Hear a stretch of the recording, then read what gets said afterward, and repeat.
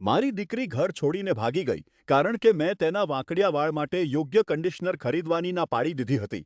મારી 3 દીકરીઓ છે.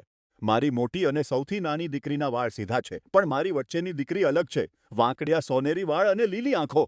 સાચું કહું તો હું ક્યારેય તેની સાથે નજીક ન રહ્યો કારણ કે મને શંકા હતી કે તે ખરેખર મારી જ છે કે નહીં. તેણે જીદ કરી હતી કે તેના વાંકડિયા વાળની સંભાળ રાખવા માટે તેને ખાસ પ્રોડક્ટ્સની જરૂર છે. મેં થોડી ખરીદી પણ તેણે કન્ડિશનર એટલી ઝડપથી વાપરી નાખ્યું કે મને તે પસંદ ન આવ્યું. તેને પાઠ ભણાવવા માટે મેં તેની પ્રોડક્ટ્સ બદલીને ડોલર સ્ટોરમાંથી મળતી સૌથી સસ્તી વસ્તુઓ મૂકી દીધી.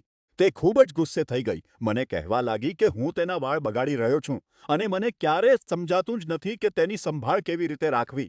મને કોઈ પરવા ન હતી. મને લાગ્યું કે તે માત્ર નાટક કરી રહી છે અને તેને બગાડ વિશે પાઠ શીખવાની જરૂર છે. પછી તે ગાયબ થઈ ગઈ. ખબર પડી કે તે મહિનાઓથી આનું આયોજન કરી રહી હતી. મારી મોટી દીકરીએ તેને ગુપ્ત રીતે નોકરી કરવામાં અને ઘર છોડવા માટે પૂરતા પૈસા બચાવવામાં મદદ કરી હતી.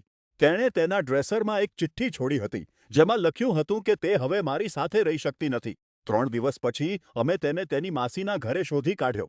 તે ઘરે આવવાની ના પાડી રહી છે અને જો અમે તેને દબાણ કર્યું તો તે ફરીથી ભાગી જવાની ધમકી આપી. મારી પત્નીએ તો લગભગ મને ઘરની બહાર કાઢી નાખ્યો હતો, પણ પછી તેને સમજાયું કે તે એકલી ઘરની લોનના હપ્તા ભરી શકશે નહીં. તેથી હવે મારી દીકરી તેની માસી સાથે રહે છે અને હું વિચારતો રહી ગયો કે શેમ્પૂની એક બોટલે મારા પરિવારને કેવી રીતે તબાહ કરી દીધો.